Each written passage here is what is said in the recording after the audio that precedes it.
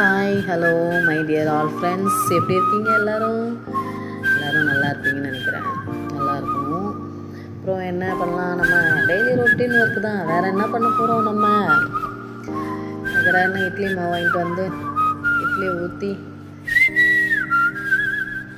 அதை ஏற்றிட்டு அப்புறம் என்ன நம்மளுக்கு அடுத்த வேலை, அதுக்கு என்ன தொட்டுக்கிறதுக்குன்னு யோசிக்கணும்.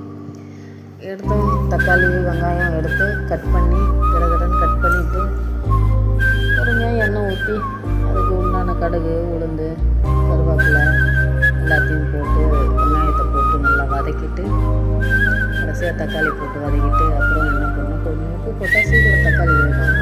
அது எல்லாருக்கும் தெரிஞ்ச விஷயம் தான். உங்களுக்கு மட்டும் தான் தெரியும்னு நினைக்காதுன்னு சொல்லாதீங்க. எல்லாருக்குமே தெரியும் தக்காளியில் கொஞ்சம் உப்பு போட்டால் சீக்கிரம் வேகும்னு. இன்னொன்று அப்புறம் நம்ம இட்லிக்கு வந்து தொட்டுக்கிறதுக்கு வந்து அப்படியே சிக்கன் கிரேவி மாதிரி இருக்கணும். தண்ணியெல்லாம் ஊற்றக்கூடாது தக்காளி தொக்கில்.